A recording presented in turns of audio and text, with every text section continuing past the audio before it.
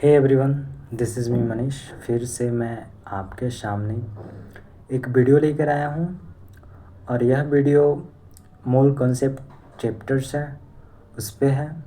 इसमें बेसिकली हम लोग क्या करने वाले हैं, बेसिकली इसमें फिल इन द ब्लैंक्स करने वाले हैं। ठीक है, तो चलिए बिना देरी किए हुए मैं fill in the blanks start करता हूँ। ठीक है, हाँ, तो आप लोग कॉपी और कलम लेकर तैयार रहिएगा। आपका जो भी आंसर होगा अपने कॉपी पे लिख लीजिएगा और उसके बाद फिर जो भी आंसर होंगे आप उसको मैच करके आप फिर सही होंगे तो 4 मार्क्स अपने आप को खुद दे लीजिएगा और गलत होंगे तो फिर अपना 4 मार्क्स कट जाएगा आपका। ठीक है, एज अ मिनी टेस्ट के रूप में इसको लेते हैं। चलिए स्टार्ट करते हैं। फर्स्ट क्वेश्चन कह रहा है refers to the closeness of various measurement for the same quantity. मतलब कौन सा ऐसा क्वांटिटी है जो क्लोजनेस को दर्शाता है। तो आपने पढ़ा होगा वो क्वांटिटी होती है कौन सा, बताइए। प्रिसीजंस या एक्यूरेसी। एक्यूरेसी होती है आप कितना क्वांटिटी एक्यूरेट है, जो आपकी मेजरमेंट है वो कितनी आपकी एक्यूरेट है। और क्लोजनेस, मेजरमेंट की जो क्लोजनेस होती है वो होती है आपकी प्रिसीजन। इसका आंसर हो जाएगा आपका प्रिसीजन। ठीक है, आंसर हो जाएगा प्रिसीजंस। चलिए अब हम नेक्स्ट वाले पे चलते हैं, नेक्स्ट क्वेश्चंस पे चलते हैं। थोड़ी सी गर्मी है, कोई बात नहीं। नेक्स्ट है according to law of definite proportions a given compound always contains same elements combined together in the same proportions by। आपने पढ़ा होगा, आपको याद होगा लॉ ऑफ डेफिनेट प्रोपोर्शंस क्या कहलाते हैं। और उसमें बेसिकली सेम एलिमेंट्स के बारे में बोला जाता है और जो सेम प्रोपोर्शंस कंबाइन होता है वो होता है मास। ठीक है, इसका आंसर हो जाएगा यहाँ पे मास। चलिए नेक्स्ट क्वेश्चन पे चलते हैं। नेक्स्ट क्वेश्चन कह रहा है carbon 12 and carbon 14 are carbon of. तो ये क्या हो गया, ये तो बेसिक सा है, आपको भी पता होगा इसका आंसर आइसोटोप्स। ये क्या है, आइसोटोप्स ऑफ कार्बन। तो सिर्फ आइसोटोप्स भी अगर आप लिख रहे होंगे तो आपका सही हो जाएगा आंसर। चलिए नेक्स्ट क्वेश्चन पे चलते हैं। नेक्स्ट क्वेश्चन कह रहा है 1 mu is defined as mass exactly equal to of the mass of 1 carbon 12 atom. तो एक एम किस कौन से कार्बन पे कौन से मेटल्स के लिए डिफाइन होता है, तो वो कार्बन्स मेटल के लिए। और कार्बन्स मेटल में क्या, तो 1/12। तो इसका आंसर हो जाएगा 1/12। ठीक है, वो एल होगा, थोड़ा सा आप एडजस्ट कर सकते हैं। चलिए नेक्स्ट क्वेश्चन पे चलते हैं। ये सॉरी अगेन। चलिए नेक्स्ट क्वेश्चन, हाँ नेक्स्ट क्वेश्चन ये है। नेक्स्ट क्वेश्चन कह रहा है कि 6.022 इंटू 10 का पावर 23 इज नोन एज। तो ये क्या जाना जाता है, तो एवोगाड्रोज लॉ नहीं, एवोगाड्रोज नंबर। ठीक है, एवोगाड्रोज नंबर, जिसको आप इन डॉट से भी लोकेट करते हैं। चलिए नेक्स्ट क्वेश्चन पे चलते हैं। नेक्स्ट क्वेश्चन कह रहा है 5 moles of H2SO4 contains how much moles of atoms. तो अब देखिए, एक वाइट पेज ले लेते हैं। देखिए यहाँ पे 5 मोल्स दे रखा है H2SO4। यहाँ पे देख सकते हैं एटम्स कितने हैं, 4 हो गया ऑक्सीजन का, 1 हो गया सल्फर का और 2 हो गया हाइड्रोजन्स का। तो टोटल कितने एटम्स हो गए, 7। और यहाँ पे टोटल मोल्स कितने दे रखे थे कंपाउंड के, तो 5। तो यहाँ पे एटम्स के मोल कितने हो जाएंगे, तो 7 × 5 करेंगे तो 35 आंसर आ जाएगा। तो इसका आंसर हो जाएगा 35। तो यहाँ पे कितने मोल होंगे 35 मोल। ठीक है, चलिए नेक्स्ट क्वेश्चन पे चलते हैं। इसको थोड़ा सा इधर कर ले रहे हैं, जूम इन करके जूम आउट। हाँ चलिए, अच्छे से हो गई। नेक्स्ट क्वेश्चन कर रहा है काउंटिंग द, आई थिंक ये अच्छा लास्ट स्लाइड है वो आ गई, अच्छा कोई बात नहीं। The counting number of object has significant figures. अब कह रहा है कि कोई भी काउंटिंग नंबर जैसे 1 2 3 उसका कितना सिग्निफिकेंट फिगर होता है बताइए, है पता आपको?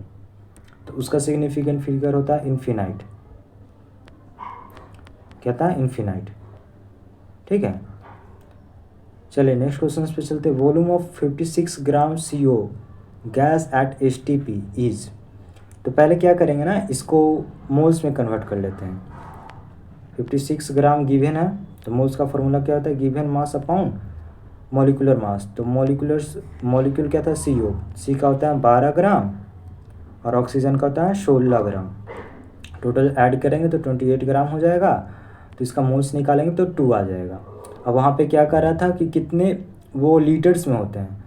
ठीक है, तो एक मोल्स में कितने होते हैं? 22.4 लीटर एट STP। तो यहाँ पे 2 मोल्स आ रखा है, तो 2 का हो जाएगा 22.4 इंटू 2, कितने हो गए? 44.8। तो इसका आंसर हो जाएगा 44.8। ठीक है, तो इसका आंसर क्या हो जाएगा? 44.8। चलिए नेक्स्ट क्वेश्चन की तरफ चलते हैं। नेक्स्ट क्वेश्चन क्या कर रहा है? नेक्स्ट क्वेश्चन कर रहा है for a binary solutions mole fraction of solute is 0.2 then mole fraction of solvent.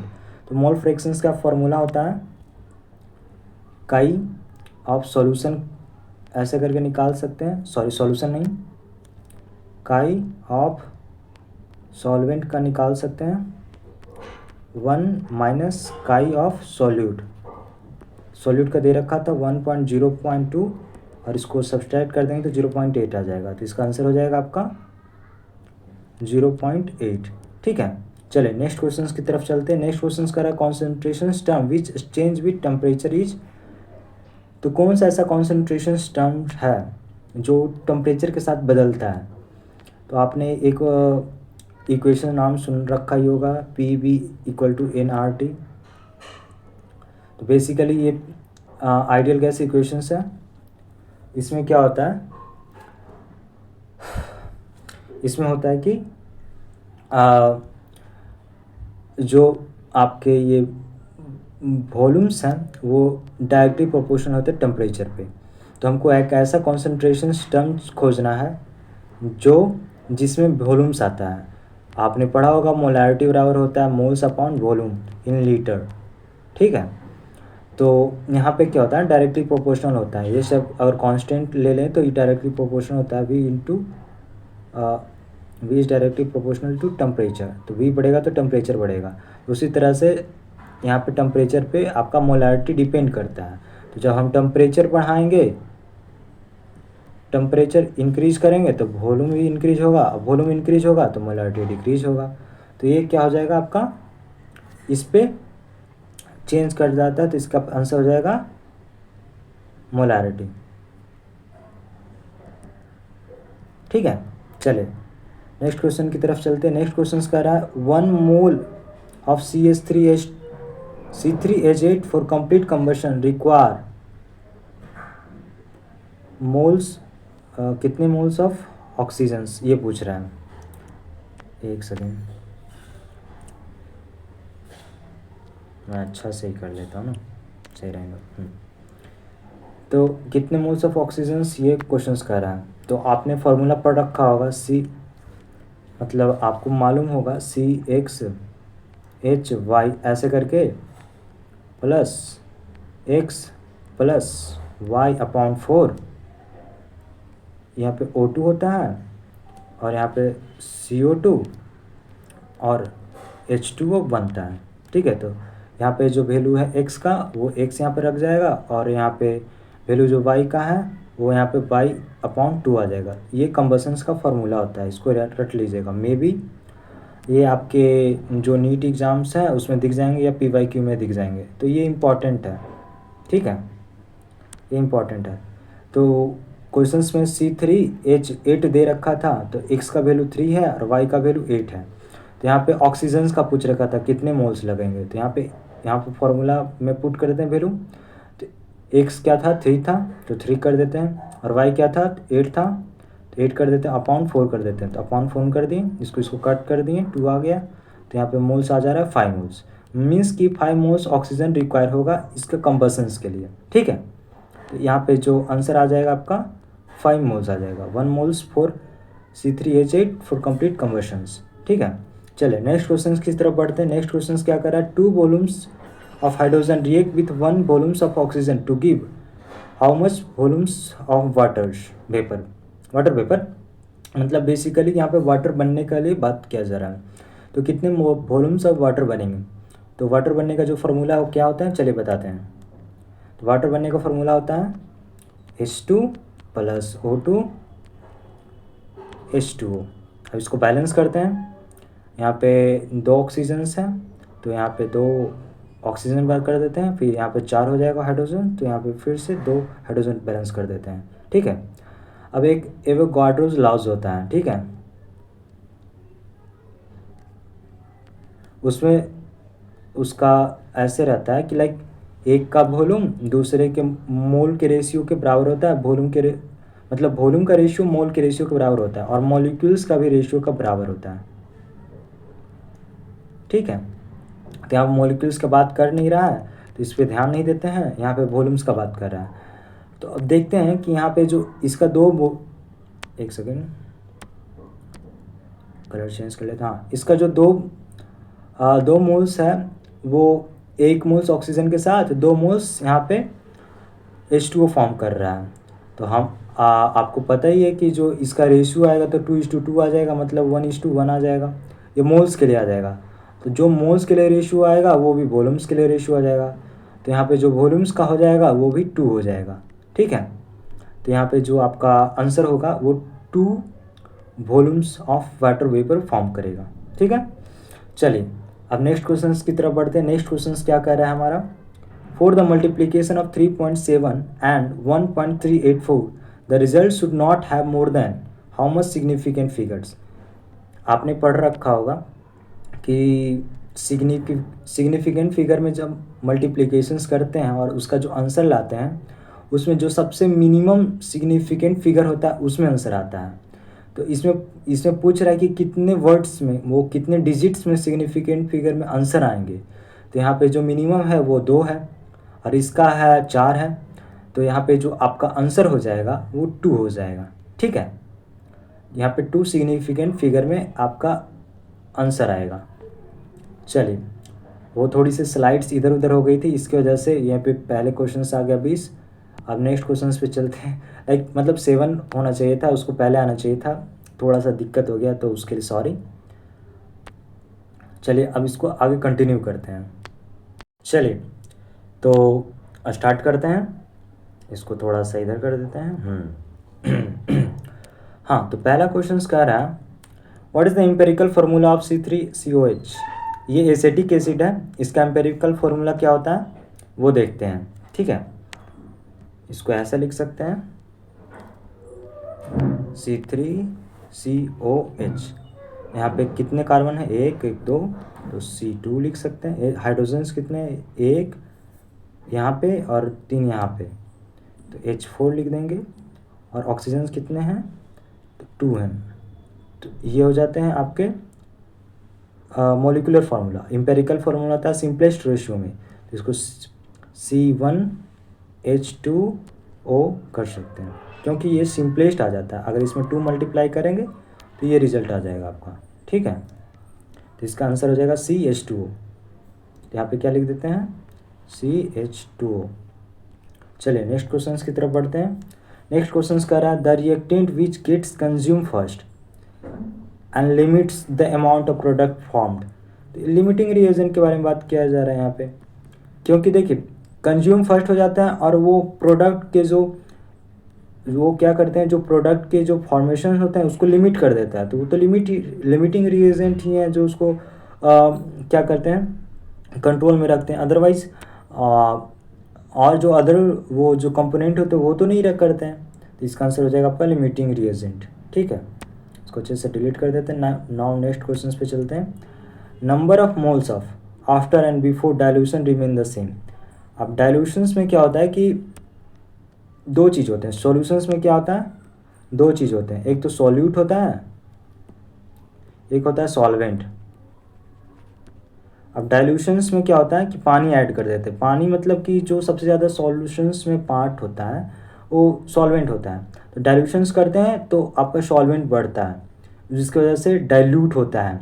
ठीक है, कॉन्सेंट्रेशंस घटता है। ठीक है, लेकिन जो सॉल्यूट होता है वो रिमेन सेम रहता है, वो कुछ नहीं करता है, वो नहीं बदलता है। अगर वो 15 ग्राम है 1000 लीटर में, तो 2000 लीटर में भी उतना ही रहेगा, 15 ग्राम ही रहेगा। कहने का मतलब मेरा ये है। तो यहाँ पे जो आपका आंसर हो जाएगा वो सॉल्यूट हो जाएगा। ठीक है, चलिए नाउ नेक्स्ट क्वेश्चन पे चलते हैं। नेक्स्ट क्वेश्चन कर रहा है 15 ppm means 15 gram of solute in how much gram of solutions. तो ppm का फॉर्मूला क्या, ppm का फुल फॉर्म क्या होता है, पार्ट्स पर मिलियन। ठीक है, मतलब 1 मिलियन में कितना होता है 10⁶।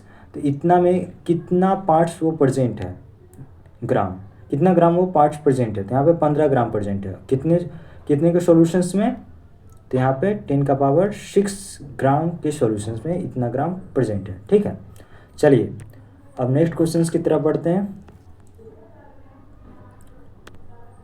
नेक्स्ट क्वेश्चंस का है आपका 12.7106 can be rounded up in 3 significant figure. तो इसको कह रहा है कि 3 सिग्निफिकेंट फिगर के मतलब में इसको राउंडिंग ऑफ कीजिए। तो 3 सिग्निफिकेंट फिगर में कितना आ जाएगा, 1 2.7 इतना तक 3 सिग्निफिकेंट फिगर आ जाएगा। तो इसका आंसर सीधा सिंपल हो जाएगा 12.7। अगर सही हो गया हो तो आप राइट कीजिएगा एंड आगे बढ़ जाइएगा। चलिए नाउ नेक्स्ट क्वेश्चन पे चलते हैं। नेक्स्ट क्वेश्चन करा 1 decimetre cube is equal to how much litre. तो एनसीईआरटी बुक में आप पेज नंबर 27 पे जाइए, वहाँ पे एक लिस्ट दिया हुआ है, उसको आप याद कर लीजिएगा, वो बहुत इंपॉर्टेंट है। वो आपके पूरे केमिस्ट्री में और फिजिक्स में बहुत हेल्प करने वाले हैं, क्योंकि वो यूनिट कन्वर्जन्स हैं। तो 1 डेसीमीटर क्यूब जो है ना, उसका जो इक्वल है वो 1 लीटर के इक्वल बराबर होता है। ठीक है, चलिए नाउ नेक्स्ट क्वेश्चन पे चलते हैं। 1 माइक्रो इज इक्वल टू, अब माइक्रो क्या होता है, माइक्रो ऐसे करके ऐसे करके उसको शो करते हैं। और माइक्रो इक्वल होता है 10⁻⁻6 और 10⁻6 क्या होता है, मिलियन। ठीक है, इसके जस्ट अपोजिट हो गया 10⁻⁻6, तो वो माइक्रो कहलाता है। तो यहाँ पे हो जाएगा 10⁻⁻6। ठीक है, चलिए तो आप बताइएगा मुझे कि ये वीडियो कैसे लगा। और मेरा एक टेलीग्राम चैनल है, मैं वीडियो के डिस्क्रिप्शन बॉक्स में टेलीग्राम चैनल का लिंक दे दूँगा। तो आप लोग जाइए और वहाँ पे ज्वाइन कीजिए। वहाँ पे ढेर सारे क्यूज़ मिलते हैं एंड ढेर सारे ट्रिक्स बताए जाते हैं। वहाँ पे जाइए और अपना डाउट्स भी पूछ सकते हैं आप। तो ज्वाइन कर लीजिए एंड प्लीज़ इसे शेयर कीजिए, सब्सक्राइब कर लीजिए, ताकि जो भी अपकमिंग्स वीडियो हैं वो आपको पहले पहुंच सके, आपको मिल सके और आपको लाइक एक्स्ट्रा एज जो आपके प्रिपरेशंस में है वो आपको प्रोवाइड करवा सके। ठीक है, तो देखने के लिए शुक्रिया, थैंक यू।